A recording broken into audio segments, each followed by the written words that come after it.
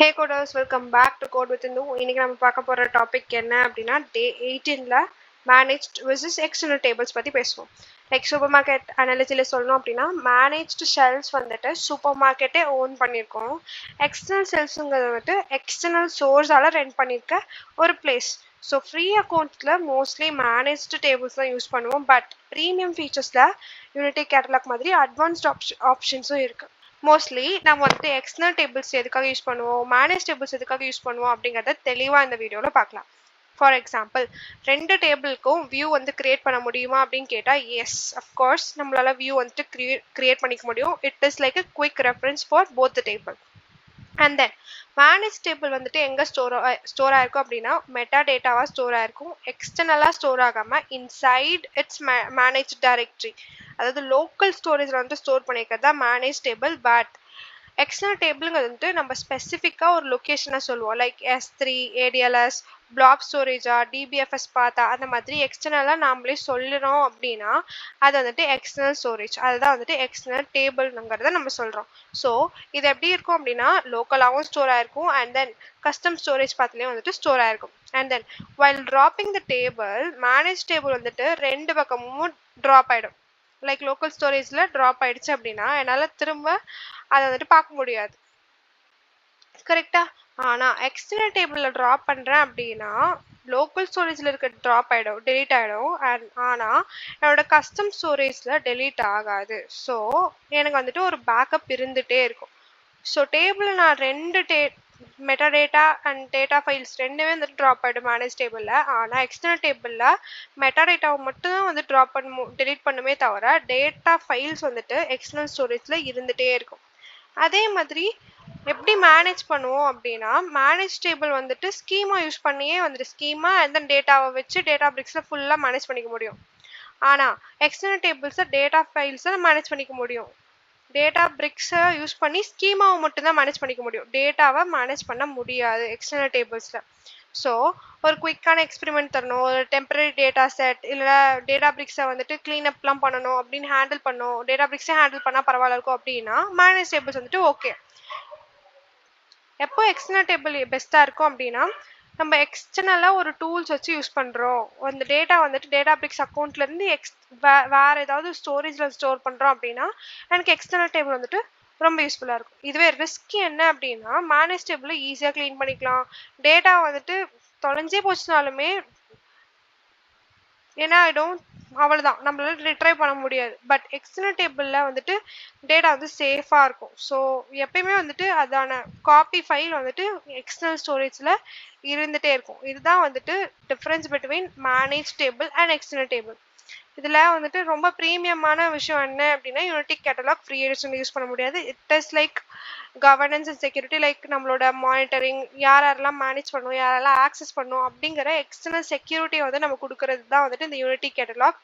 இவ்வளோதான், இதில் அவ்வளோ பெருசாக இருக்காது. அண்ட் தென் டேட்டா பிரிக்ஸ் பொறுத்த வரைக்கும் நம்ம வந்துட்டோம் அப்படின்னா டேட்டா பிரிக்ஸில் சேம் நம்ம என்ன பண்ணுவோம், நேற்று பார்த்ததே தான் இன்னொரு தடவை ரீகேப் கூட பார்த்துக்கலாம். லைக் ஃபஸ்ட் எடுத்தோடனே என்ன பண்ணுவோம், ஒரு டெல்டா டேபிள் கிரியேட் பண்ணுறதுக்கு ஸ்கீமா வந்துட்டு எழுதி வச்சுப்போம். அண்ட் தென் ஃப்ரீ எடிஷனுங்கிறதுனால என்னால் டேரெக்டாக ஃபைலை லோட் பண்ண முடியல. ஸோ நான் வந்துட்டு என்னோட ரா ஃபைலை வந்துட்டு லோட் பண்ணுறதுக்கு ஒரு பேண்டாஸ் வந்துட்டு இம்போர்ட் பண்ணிக்கிறேன். பேண்டாஸ் இம்போர்ட் பண்ணதுக்கப்புறம் என்னோட ரா ஃபைலை என்ன பண்ணிக்கிறேன் அப்படின்னா ஒரு பைத்தான் டேட்டா ஃப்ரேமாக கன்வெர்ட் பண்ணிக்கிறேன்.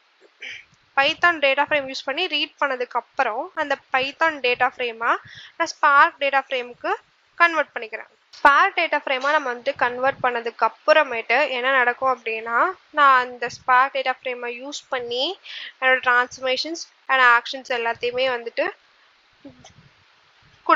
கொடுத்ததுக்கு அப்புறம் என்ன நடக்கும், டெல்டா டேபிள் இன்ஜெக்ஷன் நடக்கும். டெல்டா டேபிளில் நான் வந்துட்டு சொல்லிடுவேன், இந்த டெல்டா டேபிள் இன்ஜெக்ஷனில் தான் என்ன நடக்கும் அப்படின்னா மேனேஜ் வெர்சஸ் எக்ஸ்டர்னல், இங்கே தான் அதோட ரோலே வந்துட்டு ப்ளே ஆகும். நம்ம சொன்னது வந்துட்டு மேனேஜ்டுனா லோக்கல் ஸ்டோரேஜ், எக்ஸ்டர்னல்லாம் வந்துட்டு எக்ஸ்டர்னலாக வேறு ஏதாவது அவுட் சைடில் ஒரு ஸ்டோரேஜ் வந்துட்டு எக்ஸ்டர்னலாக நான் கொடுத்துருக்கேன் அப்படின்னா அதுதான் வந்துட்டு எக்ஸ்டர்னல் ஸ்டோரேஜ்னு சொன்னேன். So the first one is for the managed table syntax and second one is like the external table syntax. இது ரெண்டுத்துக்கும் பெரிய டிஃப்ரென்ஸ்லாம் ஒன்றும் கிடையாது. சேம் நான் என்ன பண்ணுவேன், ஃபார்மேட் எடுத்துப்பேன். ஃபார்மேட் என்ன, டெல்டா டேபிள் ஃபார்மேட். ஸோ டெல்டான்னு கொடுத்துட்டேன். மோட் வந்துட்டு ஓவர் ரைட். நான் வேணும் அப்படின்னா என்னோட டேட்டாஸை மாற்றிக்கலாம். And then dot save as table கொடுத்துட்டு டேபிள் நேமை நான் கொடுத்துட்றேன். இது என்ன பண்ணும் அப்படின்னா என்னோட லோக்கல் ஸ்டோரேஜ். எங்கள் லோக்கல் ஸ்டோரேஜ் நம்ம வந்துட்டு என்ன பண்ணுவோம், முன்னாடியே பார்த்துருந்தோம். இது ஒர்க் ஸ்பேஸ். அண்ட் தென் இது வந்துட்டு கேட்டலாக். கேட்டலாக்ல தான் போய் பார்க்கணுமா அப்படின்லாம் கிடையாது, நம்மளுக்கு இங்கேயும் இருக்கும். நீங்கள் பார்த்தீங்க அப்படின்னா உங்கள் நோட் புக் கிட்ட இந்த மாதிரி சிம்பிள்ஸ் இருக்கும். இது ஹோம் பேஜ், இது டேபிள் ஆஃப் கண்டென்ட். உங்களோட நோட் புக்கில் என்னென்ன நாங்கள் டேபிள் கண்டென்ட் இருக்குது அப்படிங்கிறத இதுவே சொல்லும். இந்த டேபிள் ஆஃப் கண்டென்ட் வந்துட்டு எப்படி டினோட் ஆகும் அப்படின்னா மார்க் டவுன் வச்சு தான். இந்த மார்க் டவுனில் நம்ம என்ன எழுதி வச்சுருக்கோம், இந்த ஃபைலுக்கு என்ன பேர் கொடுத்துருக்கோமோ அந்த பேரை தான் வந்துட்டு என்ன பண்ணியிருக்கோம் இதில் வந்துட்டு தெரிஞ்சிருக்கோம். Like it is like a word format. Like இந்த வேர்டில் வந்து நம்மளுக்கு தெரிஞ்சிருக்கும்ல, ஹெட்டிங் எல்லாமே வந்துட்டு நம்மளால பார்க்க முடியும். டேபிள் ஆஃப் கண்டென்ட்ல ஹெட்டிங்ஸ் இருக்கும். ஸோ இந்த மார்க் டவுனுங்கிறது வந்துட்டு ஹெட்டிங் மாதிரி தான். இந்த ஹெட்டிங்கை வந்து யூஸ் பண்ணி நான் என்ன பண்ணிக்கலாம், என்னோட டேபிள் ஆஃப் கண்டென்ட் யூஸ் பண்ணிக்கலாம். இது ஏன் வந்துட்டு யூஸ் பண்ணுறாங்க அப்படின்னா கார்பரேட்டில் வந்துட்டு ரொம்ப சகஜமாக யூஸ் பண்ணுவாங்க. வை? பிகாஸ் நான் வந்துட்டு இப்போது டே 14 இருக்கேன்னு வச்சுக்கோங்க. நான் வந்துட்டு இப்படி போயிட்டு ஸ்க்ரோல் பண்ணிட்டே இருக்கணுமா அப்படின்னா வந்துட்டு அது எனக்கு கஷ்டமாக இருக்கு இல்லையா. நான் கீழே வரைக்கும் போகணுமே, தேடணும், செக் பண்ணணும். இப்போ டே 16லாம் இல்லை அப்படின்னா ஓ இதுதானா இந்த டேபிளா அப்படின்னு சொல்லிட்டு நான் போய் பார்த்துட்டு இருக்கணும். நான் போய் தேடிட்டு இருக்கணும், இந்த டேபிளா அந்த டேபிளா அப்படின்னு சொல்லிட்டு நான் போய் டேபிள் நேம் செக் பண்ணிருக்கணும். இதுவே எனக்கு டேபிள் ஆஃப் கண்டென்ட் இருக்குது, என்னோட மார்க் டவுன் யூஸ் பண்ணி நான் என்ன பண்ணியிருக்கேன், டேபிள் வந்துட்டு அந்த நோட் புக்கோட வேலை என்ன அப்படிங்கிறத நான் முன்னாடியே கொடுத்துருக்கேன், ஹெட்டிங் கொடுத்துருக்கேன். அப்படின்னா இப்போ எனக்கு டே 17 வேணுமா, டே 17 கிளிக் பண்ணால் போதும், எனக்கு இந்த லைன் இந்த மார்க் டவுன் வந்துட்டு ஷோ ஆகும். ஸோ அதுக்கு அடுத்து இருக்கிற கோட் வந்துட்டு என்னோட டே 17 அப்படின்னு நான் நினச்சிப்பேன். But it is day 18. Why? Because நான் இதை வந்துட்டு பெருசாக ரன் பண்ணல. ஏன் அப்படின்னா இதில் எனக்கு சின்ன சேஞ்ச் தான் தேவைப்படுது. ஸோ அதுவும் வந்துட்டு என்னால் ஷோ பண்ண முடியாது. பிகாஸ் எக்ஸ்டர்னல் டேபிளில் வந்துட்டு என்னால் ஃப்ரீ எடிஷனில் ஷோ பண்ண முடியாது, என்னால் ஸ்டோர் பண்ண முடியாது. ஏன்னா எனக்கு வந்துட்டு எக்ஸ்டர்னலாக ஒரு ஸ்டோரேஜ் தேவைப்பட்டிருக்கு. S3 or data base ஒரு டேட்டா பேஸ் வந்துட்டு எனக்கு தேவை. ஆனால் என்னால் பண்ண முடியாது. அதனால் வந்துட்டு என்கிட்ட ஃப்ரீ எடிஷன் இல்லாத காரணத்தினால் நான் வந்துட்டு எக்ஸ்டர்னல் டேபிளை ஷோ பண்ணி காமிக்கல. இன்கேஸ் எக்ஸ்டர்னல் ஃப்ரீ எடிஷனில் ஸ்டோர் பண்ண முடியும், என்னால் ஷோ பண்ண முடியும் அப்படின்னு தெரிஞ்சிச்சு அப்படின்னா இன்னொரு நாள் வந்துட்டு கண்டிப்பாக உங்களுக்கு ஷோ பண்ணி காமிப்பேன். பட் டைம் லிமிட் காரணமாக நான் வந்துட்டு என்ன பண்ணிட்டேன் அப்படின்னா இதுலேயே வந்துட்டு எழுதிட்டேன். ஸோ இப்போ coming to the point, external tables வந்துட்டு ஸ்டோர் பண்ணோம் அப்படின்னு சொல்லியிருந்தோமா. என்ன பண்ணோம், ஒர்க் ஸ்பேஸில் வந்துட்டு மேனேஜ் டேபிள் வந்துட்டு ஸ்டோர் ஆயிருக்கு அப்படிங்கிறது எப்படி பார்க்கலாம் அப்படின்னா table of content, next work space, and then வந்துட்டு இது டெஸ்டிங் என்விரான்மெண்ட்ல சொல்லுவோம். அண்ட் தென் இங்கே வந்துட்டு கேட்டலாக் இருக்கு. கேட்டலாக்ல போயிட்டு நம்ம செக் பண்ணலாம். Here C orders delta name கொடுத்துருக்கேன், அந்த டேபிள் வந்துட்டு ஸ்டோர் ஆயிருக்கு. So it is okay, it is good, looking good and it is working fine. And then ஏன் நான் வந்துட்டு இங்கே இருக்க கேட்டலாக் சூஸ் பண்ணாமல் இங்கே இருக்க கேட்டலாக் சூஸ் பண்ணேன் அப்படின்னா இங்கே இருக்க கேட்டலாக் சூஸ் பண்ணேன்னு வச்சுக்கோங்க, இந்த ஹோல் ஃப்ரேமே வந்துட்டு கேட்டலாக்கு மாறிடும். அதனால தான் நான் அங்கே சூஸ் பண்ணாமல் இந்த கீஸை வந்துட்டு உங்களுக்கு சொல்லி கொடுத்தேன். ஸோ ஓகே, இப்போ நம்ம என்ன பண்ணலாம், நெக்ஸ்ட் எக்ஸ்டர்னல் டேபிள் பார்த்துட்டோம். எக்ஸ்டர்னல் டேபிளில் என்ன நடந்திருக்கு அப்படின்னா சி ஹியர் ஃபார்மேட் கொடுத்தாச்சு, டெல்டாவை மாற்றிட்டேன், மோடும் கொடுத்துட்டேன். அண்ட் தென் ஆப்ஷனில் என்ன கொடுத்துருக்கேன் அப்படின்னா பாத்தை ஸ்பெசிஃபை பண்ணியிருக்கேன். இந்த பாத் வந்துட்டு என்ன அப்படின்னா இந்த இதுதான் வந்துட்டு என்னோட பாத், இதுதான் என்னோட பாத். ஸோ இதை என் பாத்தை கன்சிடர் பண்ணி இந்த பாத்தில் என்னோட டெல்டா டேபிளை நீ ஸ்டோர் பண்ணணும்.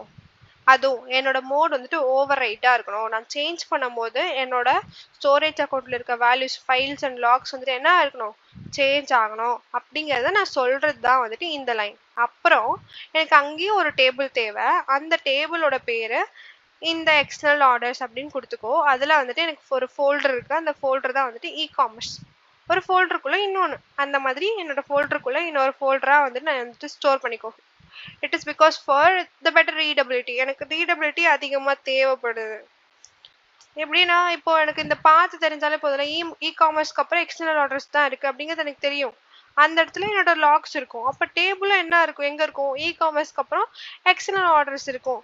இந்த நேமிங் கன்வென்ஷன் வந்துட்டு கார்பரேட்டில் ரொம்ப முக்கியம். நம்ம நார்மலாகவே ABC அப்படி சொல்லிட்டு நம்ம ஸ்டோர் பண்ணுவோம். பட் ஆனால் வந்துட்டு அது ரொம்ப தப்பானது. ஏன்னா பிகாஸ் நம்ம ஒரு டேட்டா இன்ஜினியராக இருக்கோம் அப்படின்னா நம்ம நிறைய datas, tons and tons of millions of டேட்டாஸை வச்சு நம்ம என்ன பண்ணுவோம், டெய்லியும் விளையாண்டுட்டு இருப்போம்.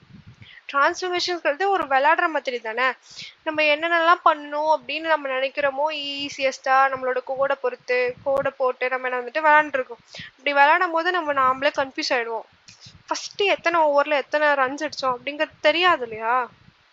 நான் எக்கச்சக்கமாக கிரிக்கெட் மேட்ச் நடக்கும்போது என்னோட ஃபஸ்ட் மேட்ச்சில் எவ்வளோ ரன்ஸ் இருந்துச்சு எனக்கு தெரியாது. அப்போ நான் என்ன பண்ணுவேன் அப்படின்னா அதை ஸ்டோர் பண்ணி வைப்பேன். நான் ஒரு நோட்டை போட்டு எழுதி வைக்கிறேன். கிரிக்கெட் மேட்ச்னா இந்த பேஜில் தான் இருக்கணும். நெக்ஸ்ட் வேறு ஏதாவது கேம் விளாட்றேன், ஏதாவது செஸ் விளாட்றேன் அப்படின்னா நான் வின்னா லூஸா லூஸா அப்படி சொல்லக்கூடாது. வின் பண்ணிட்டேனா இல்லை லாஸ் பண்ணிட்டேனா அப்படிங்கிறத வந்துட்டு என்ன பண்ணணும், நான் நோட் பண்ணி வச்சிருக்கேன் அப்படின்னா ஓகே என்னோட செஸ் மேட்ச் எல்லாம் இந்த பேஜில் தான் இருக்கும். அது இந்த டேட்டில் என்ன பண்ணியிருக்கேன், இந்த டேட்டில் எவ்வளோ ஸ்கோர்ஸ் எடுத்திருக்கேன் அப்படிங்கிறது இந்த கிரிக்கெட் பேஜில் தான் இருக்கும் அப்படின்னு நான் வந்து தெரிஞ்சு வச்சுக்கிறதுக்காக தான் நான் என்ன பண்ணுறேன் அப்படின்னா இந்த நேமிங் கன்வென்ஷன் நம்மளுக்கு ரொம்ப முக்கியம். இன்கேஸ் நான் வந்து ஸ்கோர்ஸை மட்டும் எழுதிட்டு இருக்கேன் அப்படின்னா நான் இன்னொரு நாள் ஸ்கோர்ஸை செக் பண்ணோம் அப்படின்னா நான் வந்து பேஜை திருப்பி தேடிக்கிட்டு இருப்பேன். எனக்கு தெரியாது எங்கே இருக்குது எந்த பேஜில் என்ன இருக்குன்னு சொல்லிட்டு. இதுவே நான் ஹெட்டிங் போட்டு எழுதி வச்சிருந்தேன் அப்படின்னா ஹெட்டிங்கை பார்த்தாலே எனக்கு போதும், அதுக்கு கீழே இருக்கிறது எல்லாமே அதுக்கு ரிலவெண்ட் தான் அப்படின்னு நம்மளுக்கு தெரிஞ்சிடும். ஸோ நம்ம ரியல் டைம் டேட்டா இன்செல்லாம் மாறும் போது இந்த நேமிங் கன்வென்ஷன்ஸுங்கிறது ரொம்ப இம்பார்ட்டண்ட்டாக இருக்கும். ஸோ நம்ம இது படி நம்ம வந்துட்டு எழுத ஆரம்பிக்கணும். அதே மாதிரி நம்ம கோட் எழுதும் போதும் ஏன் நான் வந்துட்டு இங்கே நெக்ஸ்ட் லைன் யூஸ் பண்ணுறேன் அப்படின்னா it is for better readability. So transformations இங்கே நான் என்னென்ன அப்ளை பண்ணியிருக்கேன் அப்படின்னா என்னால் ஈஸியாக சொல்ல முடியும் வித் காலம் ஃபில்டர் ட்ராப் டூப்ளிகேட்ஸ். இதுவே நான் இங்கே வந்துட்டு ஸ்பேஸ் கொடுக்காம அதாவது நெக்ஸ்ட் லைன் போகாமல் இந்த இடத்துல டாட் போட்டு ஃபில்டர் டாட் போட்டு டூப்ளிகேட்ஸ் அப்படின்னா என்னால் ஈஸியாக சொல்ல முடியாது இல்லையா. ஸோ நம்ம வந்துட்டு இப்படி கோடை எழுதி பழக ஆரம்பிச்சிட்டோம் அப்படின்னா நம்மளுக்கு ரொம்ப ஈஸியாக இருக்கும். ஸோ இப்போ நம்மளுக்கு தெரிஞ்சிருச்சு மேனேஜ் டேபிள்னா எங்கே ஸ்டோர் ஆயிருக்கும், எக்ஸ்டர்னல் டேபிள்ஸ்னா என்ன ஸ்டோர் ஆயிருக்கும், அதோட பெயின் பாயிண்ட்ஸ் என்ன, இப்படி எல்லாமே நம்மளுக்கு தெரிஞ்சிருக்கா. ஸோ திஸ் இஸ் டே 18 17 கிடையாது, டே 18. இதில் நம்ம ஃபுல்லாக மேனேஜ் டேபிள்ஸ் அண்ட் எக்ஸ்டர்னல் டேபிள்ஸ்க்கான டிஃப்ரென்ஸ் என்னங்கிறத சொல்லியிருக்கோம். அதுலேயும் சின்ன சின்ன விஷயங்கள் வந்துட்டு டேட்டா பிரிக்ஸோட யூஐ பற்றியும் and then how we should write a code அப்படிங்கிறத பற்றியும் சொல்லியிருக்கேன். இன்கேஸ் உங்களுக்கு இந்த வீடியோ பிடிச்சிருந்துச்சு அப்படின்னா லைக் பண்ணுங்கள், கமெண்ட் பண்ணுங்கள் அண்ட் ஷேர் பண்ணுங்கள் அண்ட் தென் மறக்காமல் சப்ஸ்கிரைபும் பண்ணுங்கள். Until then, bye from Bindu. So keep coding and keep sparkling. Bye coders.